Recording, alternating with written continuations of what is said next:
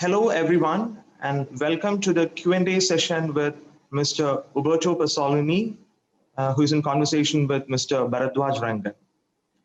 Warm welcome to both of you. Let me quickly introduce both of them. Mr. Uberto Pasolini is an Italian film producer, writer, and filmmaker. He produced the renowned film The Full Monty, which bagged the BAFTA Award and the European Film Award that year in 1997. And he made his directorial debut with the film Machan in 2008, which won awards across the world and also won an audience prize in IFFK in 2008.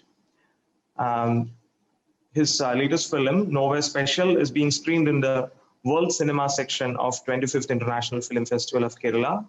Warm welcome to Mr. Pasolini. Thank you, Bandhu. And Mr. Baradwaj Rangan, who is one of the most leading film critics in India. He has worked with The Hindu for a long time, and he heads the Film Companion, and we all read and watch his blogs and articles in various publications and online media. He won the National Film Award for Best Film Critic in 2004, I think. And he has also published a couple of books on Indian cinema, especially the one In Conversation with Maniratnam. He's also one of the selection committee members of IFFK this year. Sir, a very warm welcome to you, and thank you both for agreeing to join for this session. Now I am handing over the session to both of you. Thank you, Bandhu, and thank you, IFFK, for having me moderate this session after this wonderful film, which I want to begin by asking Uberto Pasolini, why did you say, when I told you thank you for the film, you said thank you for sitting through it, and you made it sound like a bit of an ordeal. I wanted to know why did you use those specific words? Thank you for sitting through it. Well, I think that especially in these times, the crisis that the world is going through, not everybody looks forward to a film that on paper is exploring a very difficult and in part sad situation. And so I think that just clicking on and starting to watch the movie might make you think, oh God, do I really need to do this now? I want to look at a comedy, at something funny, at something with technicolor. Let's go back to watch Singing in the Rain and something like that. Fortunately, and that was always our aim, we did want to deal with what is indeed a rather sad story, but in a very underpressing, in a very unmanipulative, and emotive way. And I think the film ends up being much more about life than about death. It ends up being much lighter than one could expect it to be. And therefore, I think the endurance problem gradually, I hope for the majority of people, disappears. I think we managed to make a film that says a lot about a series of different things, even tragic things, but without being depressing, which I'm quite happy about. Yeah, I think it's one of the most interesting qualities of the film, because when I saw this film and after finishing the film, I thought back to Ken Loach's Sorry We Missed You, because they're not exactly the same film, but there's an overlap in terms of the characters and some of the thing. But the flavor, like you say, this is a very, I wouldn't use the word light, but it's a very, how do I put it? It's like, even though the subject matter is so heavy, it moves in a very undramatic way, if you want to call it that. And I think one of the most interesting things about this is something that we've never thought about when somebody's about to die, is they immediately want to say, okay, now what do I do with my child? How do I take care of the child? And that's something that we've read or come across. But this is a very unique situation where it's almost like dating, where he goes and meets couple number one, then he goes and meets couple number two, and then he goes and meets couple number three, and he's trying to find the right fit. And I was very, very moved by one line where he says, you know, I think I know my son Michael better than almost anybody else in the world. But how do I know that for this particular reason, do I know him well enough to decide on the right set of parents? That is such a beautiful line for me, because it's a sentiment that I've never come across in the movies. I heard that you came across the story in a newspaper article. Yes, I did. I'm ready for that question. There it is. There it is. Right, right. There it is. So And what was that? Was that the exact same story, or did you have to develop that story? no. The newspaper article simply talks about this man who was given a few months to live, and did spend them his final months finding a family for his son. And all it really says is that the mother had left when the boy was very, very young. He didn't have a family himself, and he had very, very little money. And I contacted the social workers that dealt with the case, and they couldn't say anything more for privacy reasons. They couldn't tell me who had taken the son on after the death of the father, nothing specific. And so what I did is I kept the main issues that were open in the article, which was a single father, a 4-year-old boy, no mother, no family, and a few months to live. And from that, I decided to try and build something that would address, first and foremost, what it is like to be a parent and how difficult it is to be a parent, and in particular in these difficult circumstances, and how well do you know your children in order to help them grow.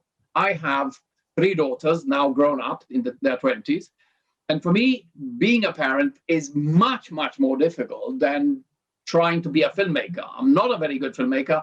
I'm certainly not a very good parent.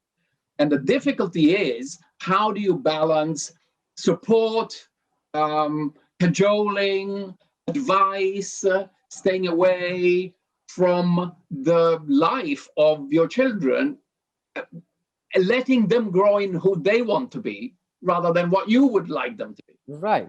But specifically here, it's a question of not being there, knowing that you won't be there, and knowing that children change. And what do you know about this boy who you think you know, because you've lived with him for the first 4 years of his life together every day.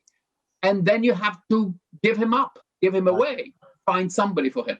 And I thought that was absolutely heartbreaking, but also fascinating, because it talked to me about what it is to be a parent. Yeah. And then, of course, there is the issue of the family. How do you judge other people? Can you understand relationships? I don't know if you ever go to restaurants and there is a couple sitting at the table next door. I always try to think, how long do they know each other? Have they known each other for? Is this a first date? Why are they not talking to each other? Are they crossed with each other? Or is that normal? Are they shy? Well, you try to understand other people. And so what is happening in our film is that he gets to meet a number of prospective families, and he has to try and understand them. Do they talk to each other?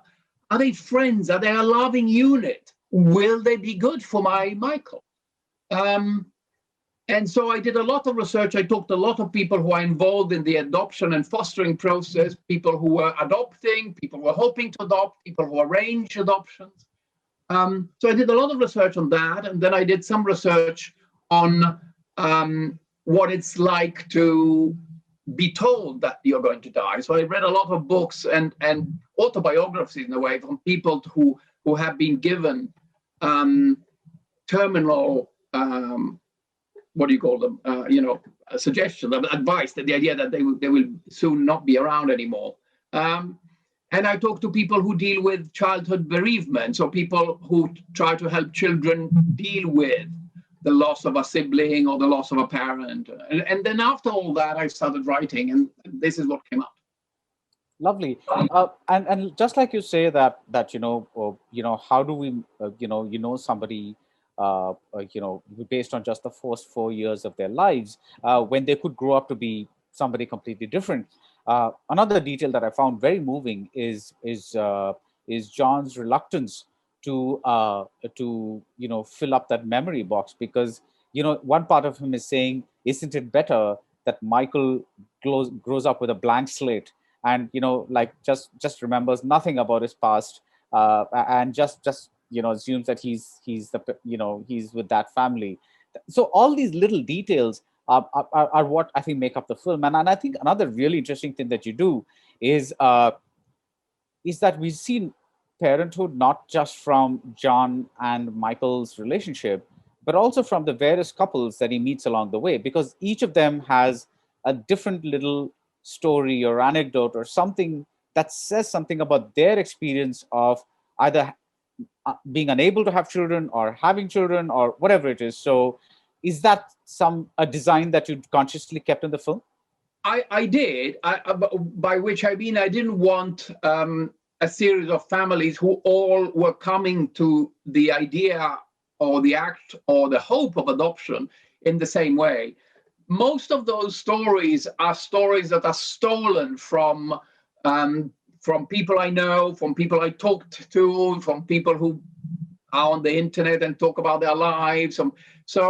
So it was quite easy to find a great range. At the same time, I didn't want to sort of tick boxes and say, let's have an example of every different family in terms of how that family is constituted or not.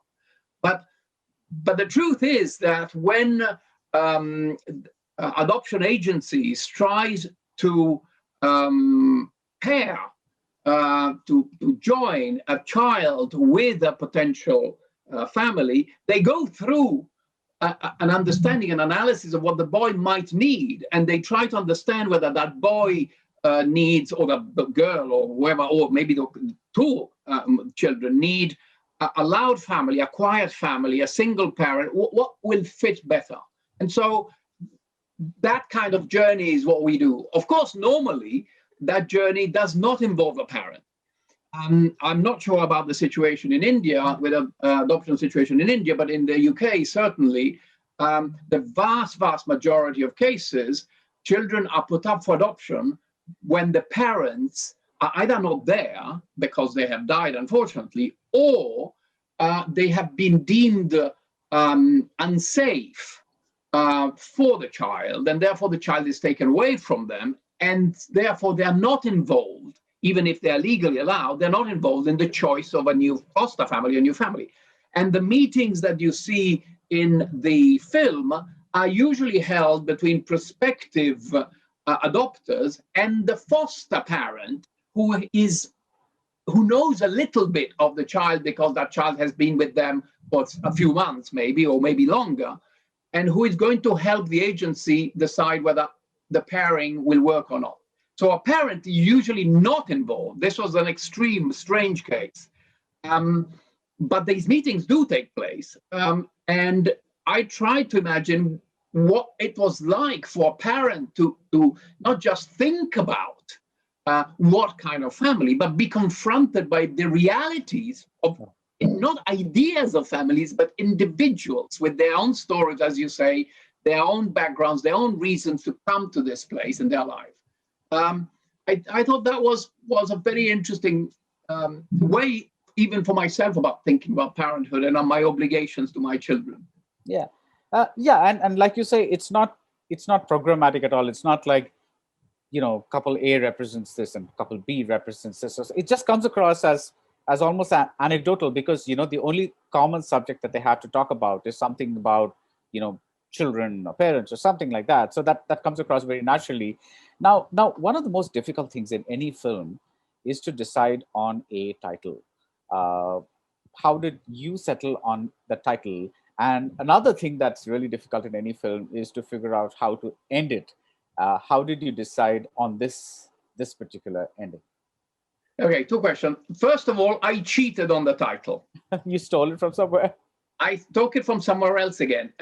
I for a long time in my office, over my screen, on my desk, I had the words "nowhere special," and that comes from one of the last few words spoken in a wonderful Mel Brooks film called Blazing Saddles, when one of the characters, one of the two lead characters, asks the other one, "Where are you going to go?" And the reply is, "Nowhere special." And the first one says, "Oh, I always wanted to go to a place like that." And I find that it was both very fun in the context of the film, but extremely significant, extremely moving in a world where we are always trying to be special, wanting to go to special places, experience whatever special is. So not the normality, the average, the mediocre is judged unsatisfactory in all ways. And it was always there. And when I started working on the research of this film, I had the photograph of the boy and his father copied on a big A4, and I stuck it underneath. And through the course of the writing, the words "Nowhere Special" and the father-son story became one in a way. And the film ended up being called that. And I think they belong in a way, because yes, the father is looking for something special for his son, but he's actually looking for the normality that he can't give the son. Right. For the average, he doesn't want to be part of a story. He doesn't want to be part of the story. He'd rather be a nobody with a nobody life, with a normal relationship with his little boy. And so he wants to. So Nowhere Special in a way is what he would like for his child. And the ending, well, as you have said, and I was suggesting before, we tried to keep the volume, the drama of the film very, very low, at 2, not at 11, but at 2. And so the film is trying not to be sentimental and melodramatic. And one of the things, of course, we do is we start the film without knowing what is actually happening. We don't go into a hospital where there is a doctor who tells the father, "You have 5 months to live." We don't do that. We sort of skip that. In a way, the film is not really a linear story. It's like a series of sketches in the relationship between these two. And in the same way that we don't start with the inciting incident, so to speak, at the beginning of the film, we don't end with a tragic death, with a tragic funeral, with whatever it is, because we end with the hope, the knowledge, the understanding that John has made a choice. In a way, it wasn't really even his choice. We are not even sure whether it's the right one, because there is no such thing as the right one. But I hope it gives a sense that the boy will be all right, or at least he has done everything he could. And so there is no trumpets, big music, everything will be fine. Isn't this emotional? Isn't this fantastic? Everything is kept, hopefully, in the volume, in the tonal range of the rest of the film. And it's slightly open-ended too. In fact, it's more than slightly open-ended. It's open-ended because the father and son will still see each other for a while after the end of our story. It's open-ended because we hope that what will happen next will be okay. We'll never know. And I like this sense of keeping things like life is, not black and white, not determined, not certain. That's the ending. Yeah. I found it intriguing that the profession of the protagonist is that of a window cleaner, window washer, because he's always kind of on the outside, looking in. Was there a specific reason you chose this profession for this person? There were sort of, in a way, metaphorical reasons, as you mentioned, the idea of looking in and being outside, and reflections, which are slightly contrived, but then they're not over pushed, so you don't you feel them. He's not staring through. We tend to enter, or sometimes we enter into the lives of these people through their windows, but it's not through his own eyes. We become his eyes. So it's the metaphor. I hope is not too heavy. But what we needed for the man, I think, is I had written two characters who were both quite quiet, introverted, introspective. And in the same way that the father has difficulties in sharing the reality of the situation with his son, I wanted to have him to have the same difficulty in a way to sharing his thoughts about the situation with ourselves. And therefore, I wanted him to be involved in a job where he works alone, where he doesn't have a regular colleague, an environment of work, where at some point he would naturally share his thinking and the development of his stay with somebody else. So he does have a couple of moments with one of his customers and with one of the social workers where he opens up a little bit. But on the whole, everything is kept inside. Everything is kept behind the eyes. Everything is not expressed. And so a job where he is his own boss, which means he can be available for his boy whenever he wants to. And at the same time, he's isolated. And at the same time, it allows him to, yes, look at the world that moves on while, in a way, his world is grinding to some form of halt, felt right.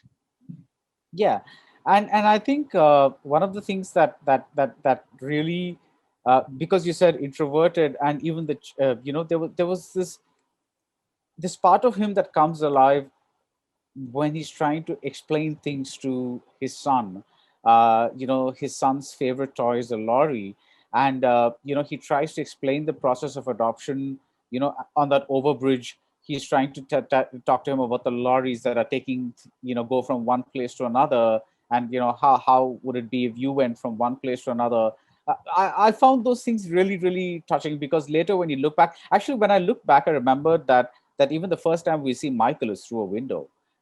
He's kind of staring outside of a window. So when you kind of did you ever feel like giving John a friend, or typically, movies like these, sometimes there's a spouse or a best friend or somebody like that he can have adult conversations about these matters.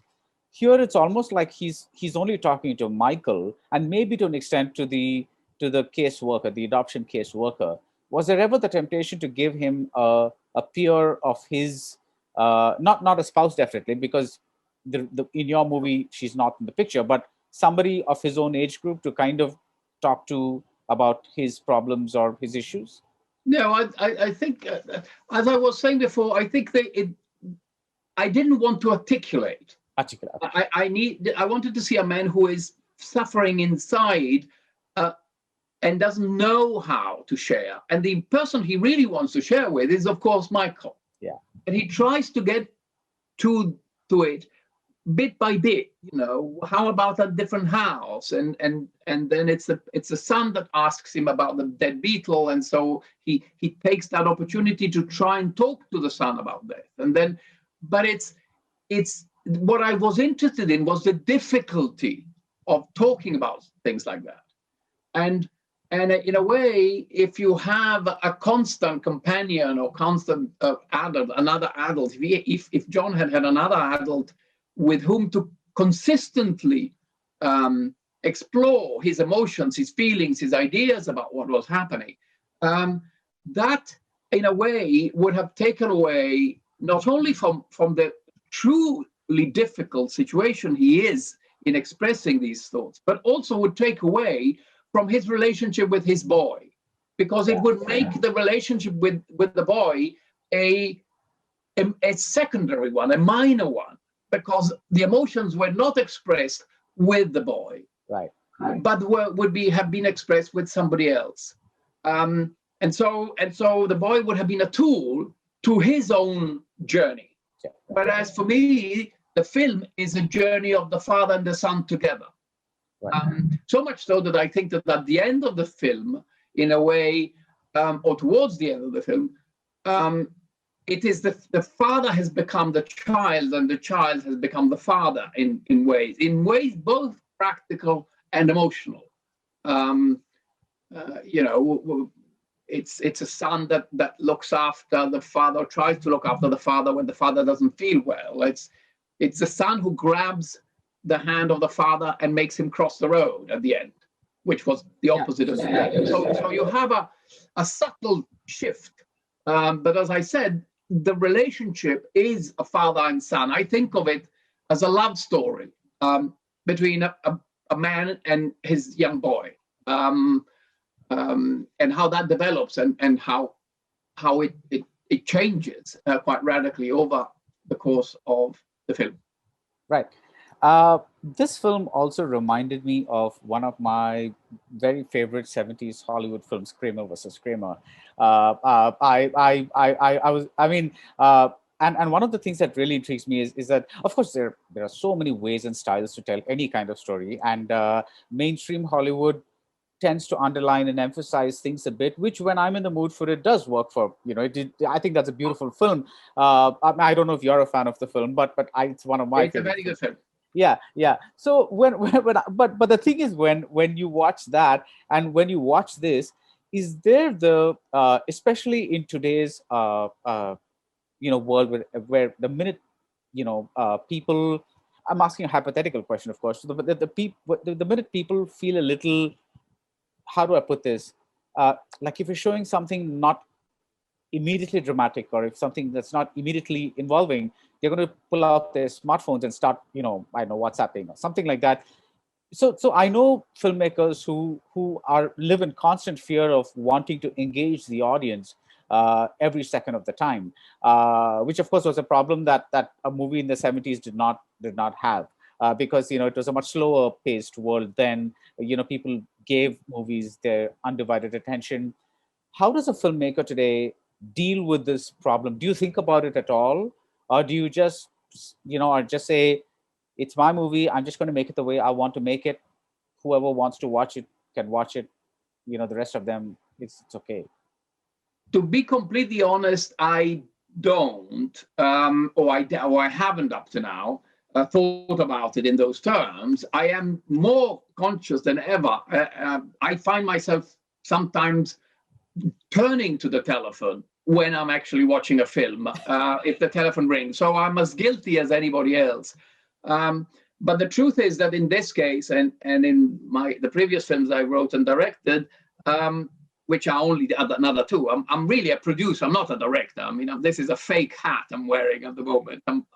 My real job is a producer. But I have a very limited range of expression.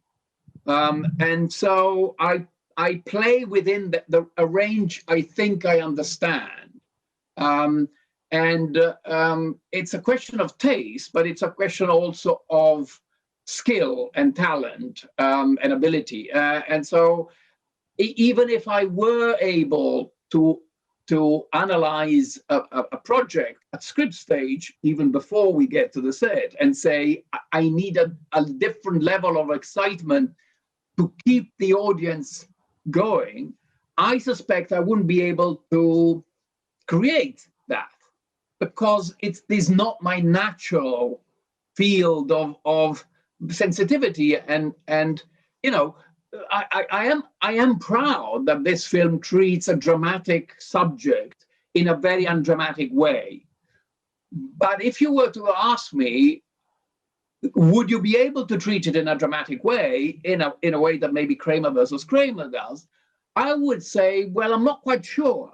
I'm not quite sure, because I don't know where to fix the volume in certain scenes. Do I take the actors here or here or here? In a way, it's easier to say, just stay under, just stay low, I just respond to it. I just understand it. And that's what I do. I mean, Kramer versus Kramer has a number of advantages, but also, to me, disadvantages. The boy was much older.